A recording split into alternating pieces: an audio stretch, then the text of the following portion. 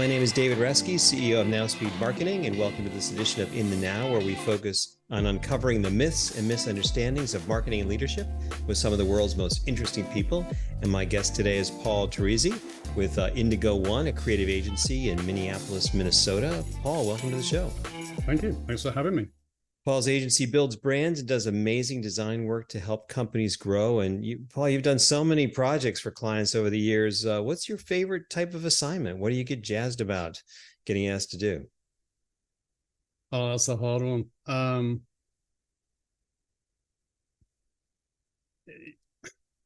It kind of comes full circle in terms of it's part of the reason why 20 years ago I founded Indigo-One, which was, well, coming out of the creative background, we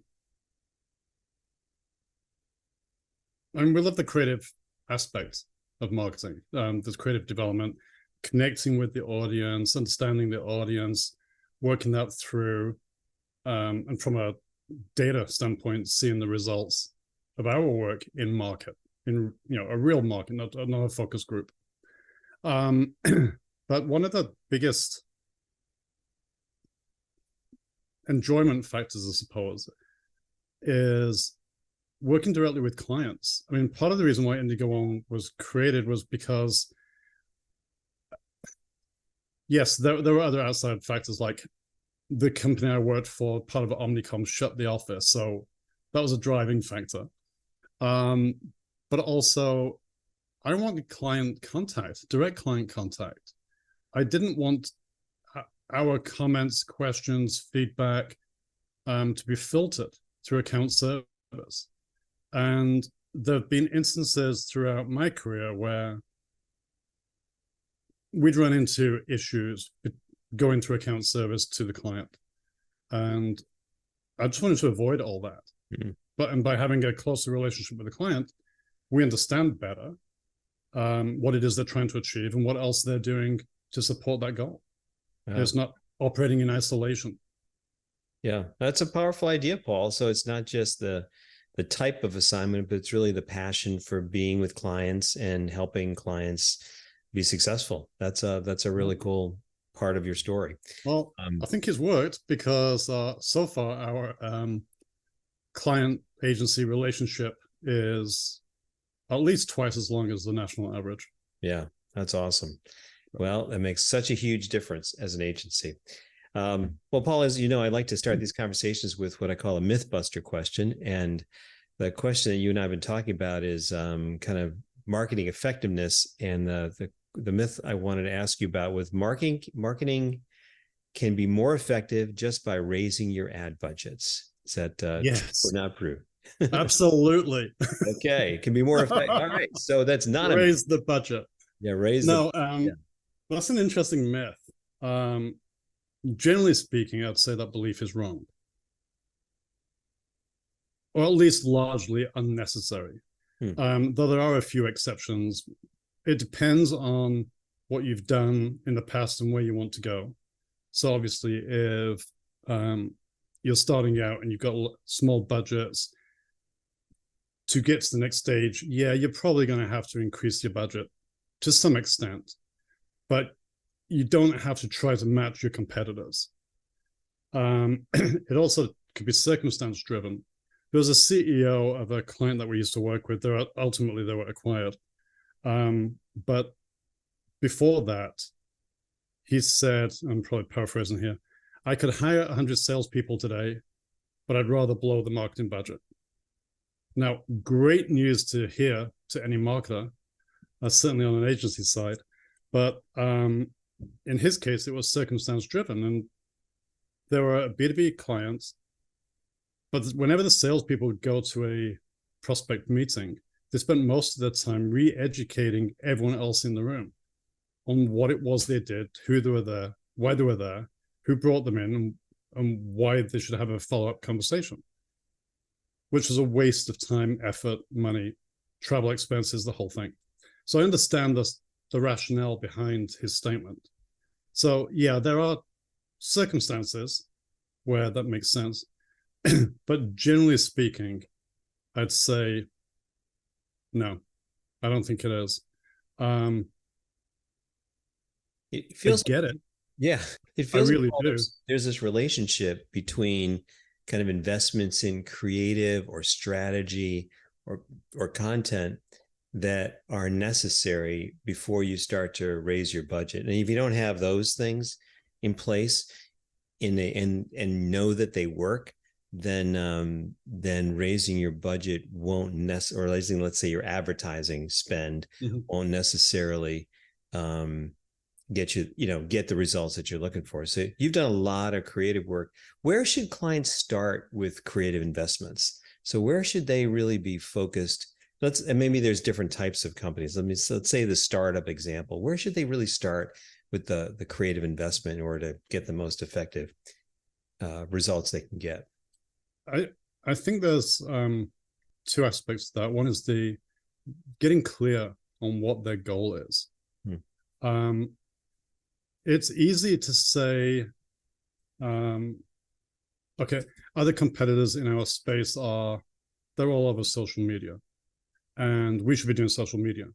I get the reaction to that. I understand where it's coming from, but before you start investing and spending money and budget on everything related to social media, and social media is not free. Posts have to be created. Someone has to do that.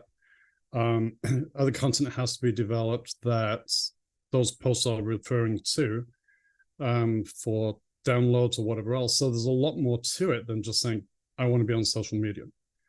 But the bigger question is, if that's what you want to do, and it makes sense, and you've got data to support the choice, which platforms, how committed to it are you, and where is your audience? It's all very well saying I want to be on TikTok or X or Facebook. Well, if you're in a B2B space, that may be totally irrelevant. You could be wasting your time and along with that budget. So understanding where your audience is and what it is you're trying to achieve are the two big things before you're doing anything else. The other thing is, just because your competitors are doing it, you don't know if it's actually working for them. We had a client who they had done very little social. They had a presence, but they weren't really active on it. But their biggest competitor was. But when we looked at their competitors' posts, they were all job related, hiring related. Mm. And those posts were being circulated, which made the numbers look better. But that wasn't doing anything for their customer base. Mm. So, yeah, they're there, but it's not helping them. I mean, Yeah. helping them from a staffing side, but it's not helping them from a marketing side. So, understanding the market, where that market is, and then from that, developing creative that answers those needs. Yeah, that makes a lot of sense and follows a really logical process. In your experience, where do clients either get the best bang for their buck in campaigns and creative, and where do they waste more money than they should? Where do those two extremes look like? In your experience. Let's flip that around. Let's start with where they waste it. Yeah. There's I see a ton of clients. Well, not clients. I mean, they're not our clients. I see a ton of brands who are running digital ads everywhere. I just keep seeing the same ads in different places. And it's kind of a shotgun, effect in terms of, we want to be on all the platforms that carry digital advertising. So we do programmatic advertising, but they are everywhere. So they don't necessarily know, at least initially, it's kind of a test. I hope they're looking at it as a test to see where the leads are coming from and which platforms make sense for them. But they're spending a lot of money to get those ads bid, placed, shown For what result? And then with that, even if I click on an ad and go to the web page, days later, I'm still receiving the same ad. The creative hasn't changed. It hasn't moved me further along. They don't know whether or not I've already purchased or purchased a competitor product. There's just no movement. So each time they're paying and paying and paying on a per view basis. When you're talking about hundreds of thousands of views per day, that gets expensive. So I would say, yeah, just because you're doing digital doesn't mean that you're reaching your audience. The flip side of that is where they can save money. There are resources out there where you can identify a market. And we're actually doing, last few weeks, we've been doing some research on that, to identify specific markets that we know we can target. It's an addressable market where we can target those people because they have previously and recently shown an interest in the topic. Now, whether that's geo-fenced or nationwide or whatever, they've shown an interest and we can target them. Which, if you're in a multi-state business, you can just target those states. You don't have to do a national ad campaign to do that. So you're saving a lot of money and a lot of your budget by doing that. The other areas are things like,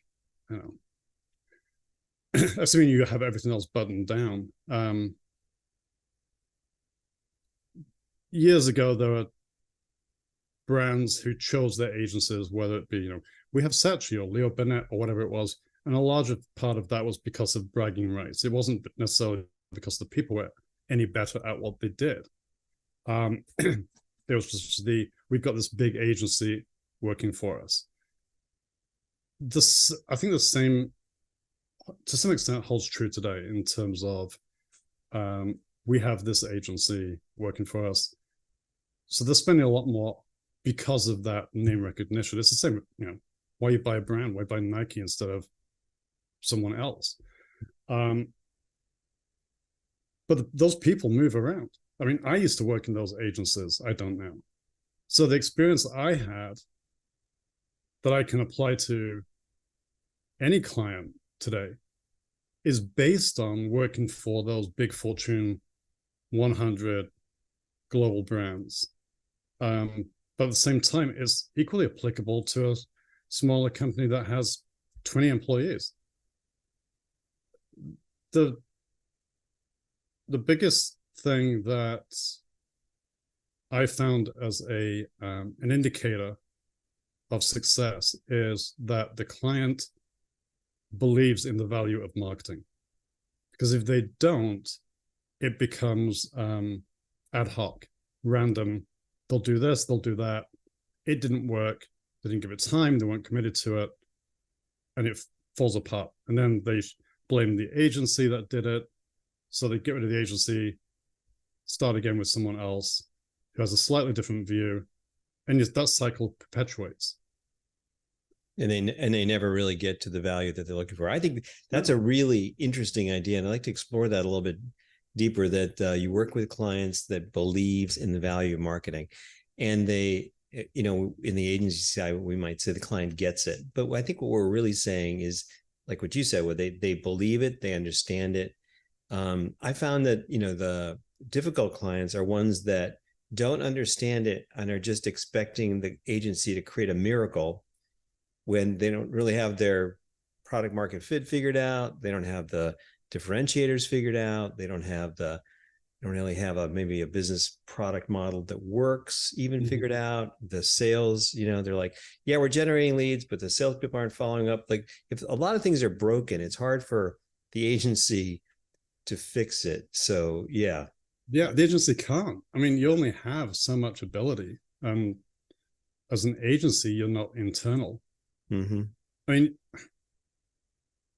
you might get heard a little better because you're not internal, versus someone who raises the same issue, who works on staff.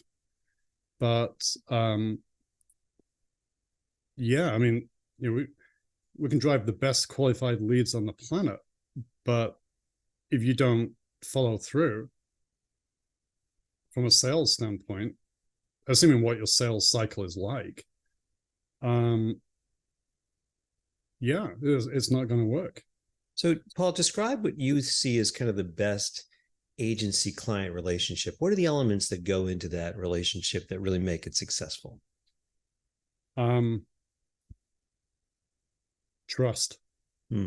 I'd say trust is probably the biggest one, in that we had a client that we worked with for about 9 years, and we lost them because of through an acquisition. But during that time, we went from, and it was all project based. It was never a retainer.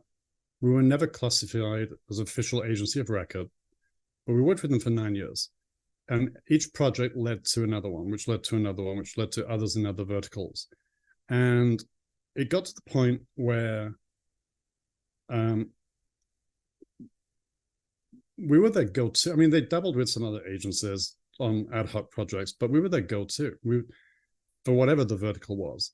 And when things started before COVID, years ago, people would start working from home because, Zoom came along, the internet, all that kind of stuff. We didn't have to have face-to-face meetings. It was very much a phone call, a couple of emails, here's a PDF of the creative brief, go at it. It's like we understood their market. They knew we understood their market. They trusted us to do great work. We took it and just ran with it. There was no hand holding on their part. There was no, this is what another agency is doing. Can you incorporate that into the creative? There was, we would just concept the campaign, show them three or four alternatives at a presentation. They would select one. We would further develop it, turn it into production, go through that whole process, and launch it. There was just so much trust there. We were really part of the team. We just weren't on site. Yeah, and those kind of relationships can be awesome. And it's funny. I talk about some of our client relationships where we have more institutional knowledge and we've been there longer than any of their employees, right? Yeah. And so one of the things I think about, in some CMOs, I like to think of, or I like to call empire builders, right? They're trying to hire all the internal people and build their own empire. But the agency, it feels like, can be part of the empire, right? So is there any reason that agencies can't just be a long-term extended part of that team? Or do you think it's natural for agencies to kind of come and go, as the company's needs change? There should be no reason why they can't be part of the long-term team. Mm-hmm. We have, in several cases, we have been that knowledge bank as to why things were done a certain way, why other things were not done. We've worked really well with in-house teams as an extension of that team. And we've been the external, we've been the team. We just, they don't have an internal team, so they've relied on us for everything. So it can and should go both ways. Yeah, I guess when you're asked to step in when they've lost someone high up, to make sure that projects still move forward, that's a vote of trust. And that's happened a few times for us. So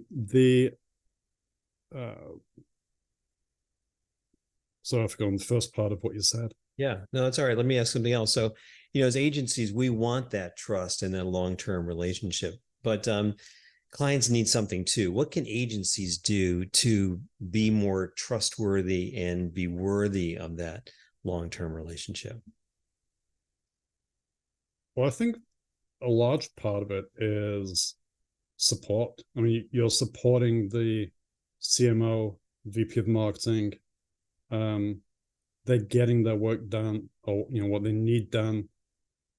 They have their role, but their role should not be copywriting, art directing, um, overseeing production, going to press checks, whatever it is, right? I mean, that's not what they're paid for. Mm-hmm. Yet I see quite a few, when they have time, that's what they're doing. Right. It's almost like Um, they're going back into that. I once had a client who was a law firm, and we were building a website for them, and he really wanted to be the creative director on the website. He really yeah, wanted to choose the fonts and the colors and place this here, and just like every meeting, it was just really art directing, not even creative directing. He was really like, he was like, he wanted to be the graphic designer of every page and every graphic. And that relationship devolved because we were just sitting back taking instructions, and the project went on for a year of website iterations, endless revisions. So that's hard. So you need that. I think what you're talking about in trust is you want that trust in a relationship, but you also want trust to do the work, right? You want to be able to be trusted so that they can get it all done. So yeah. I mean, they've got, they're being pulled in multiple directions, usually in meetings, yeah, because everyone's meeting heavy these days. But yeah, I mean, you want someone you can count on to just do it, and you want someone to count who can do it drama free. mm-hmm. Like, ideally, for any brand, any marketer, you don't want to be spending your time babysitting several other vendors who all have a piece of the pie or a stake in this campaign, because they're going to end up fighting amongst themselves. No creative person I know relishes executing someone else's creative idea. So they're going to be pushing for their agenda, whether it's their creative or more of the budget or whatever it is. But so you've got that piece going on over here. Like managing a herd of cats, it's unnecessary, and it takes up so much of their time that they're not focused on strategy, what's coming down next quarter, this time next year. They should be forward looking, and to give them the time and space so that they can be, they need a team that they can count on, whether that's internal, external, doesn't matter, but they need to be able to count on a team. Yeah, that makes total sense. In my experience, especially, it's probably more in tech than in other industries, but I've seen it across different industries. Sometimes I see what I call the new CMO playbook, where the new CMO comes in. The first thing they do is fire the agency, bring in the old agency that they work with in their last role. What do you think of the pros and cons of that strategy? Should it ever happen? Or yeah, No. because sometimes you're the agency being brought in, and sometimes you're the agency being fired. So you Yeah. probably get it on both sides. So Yeah. what are the challenges of that approach that we see all the time as an agency? Well, we've worked with a large global SaaS client that did a lot of the smaller acquisitions, smaller or equal size acquisitions. And we were the incumbent. So, which is great, because then we get to help take all those assets of that acquired company and turn it into the new brand, and it extends the product line for the company. So from that side, it's great. But we also understand our client and their market. And if they bought, let's say they're SaaS, and they bought an HR component that incorporated into their suite. Well, we understand what HR is. We understand the HR target market and that it's cross vertical. We also understand the brand, and we know what their goals are and all that other stuff that doesn't need to be retold. So we just instinctively incorporate it. On the flip side, some of our clients have been acquired, but and then we've been jettisoned with either the new owner or the new CMO, and that I've never really understood, because we've helped build the brand. I mean, they were bought for a reason, presumably because of the acquiring company liked the product, service, and or customer base. But they don't necessarily want to buy a company that they have to start all over again with a whole new customer base and lose all the market share. Well, having built that market share and relationship and brand awareness, why would you get rid of the very team that's responsible for it and give it to someone who may have a relatable history in the space, but it's not the same? So I don't, I've never really understood. I can see a transition period, but not a you're done, we'll start over, and we lose everything, all our knowledge, equity, the whole thing. So if you're a CMO, let's say for a SaaS company, you're coming into that role, well, what advice can you give to that person who comes in and says, well, they're being hired maybe because the old CMO, is not meeting company objectives, or the CEO or the board wants to change. So they're kind of coming in as a change agent. What advice can you give to them about how they should work with the agency to get the best out of them? Because they may want to make a change. They may want to come in and change the brand or the strategy or the look and feel or something like that. But how could they work with the existing agency to make that relationship work and get the most out of it? I think the first thing is to pause and understand what the current agency has done. Have a meeting with them. We will let go, or the client decided to move their marketing to the West Coast, having bought this company. No one ever reached out to us and said, what did you do? What worked? What didn't work? It was just when this project ends, everything's moving over to California. Yeah. So, okay, good luck.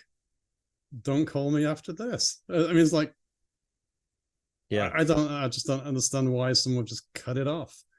I understand why someone would want to work with someone they've worked with previously, especially if it's in the same space. As it's a very relational industry. We've been invited to help other clients because a client contact we worked with at one place went to somewhere else, which has been great. But there's a similarity. I mean, they know us, we know them. It's in a similar industry. If we had someone who went from, let's say, SaaS to, I'm trying to think of something I'm totally unfamiliar with, food and beverage. Let's say they went to work for General Mills or Kellogg or someone like that. Right? I have no idea. I mean, I would be the first to raise my hand and say, look, we did great work for you at the SaaS company. We helped build that brand. I eat cereal, but I've never really marketed it. It's the same kind of thing as earlier in my career. I ran into a few agencies and they said things like, we're hiring a creative team for a beer account, but the client wants someone or the team to have beer account experience. Well, it's like, who doesn't have beer experience to some degree, right?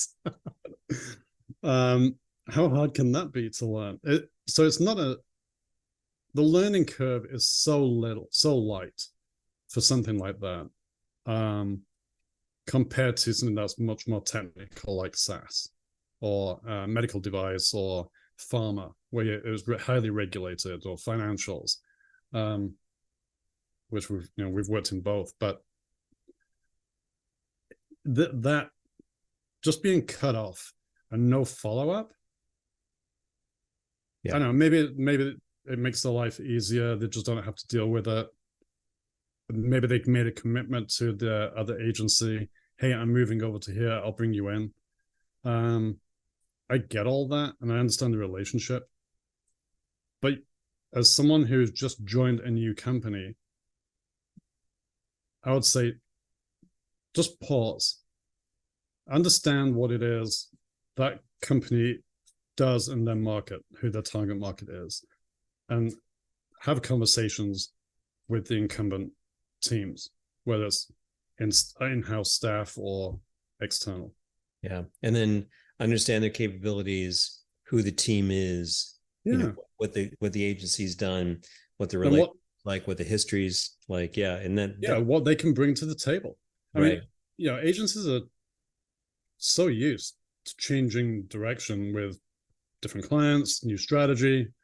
Having a change of staff personnel doesn't change what the agency can do.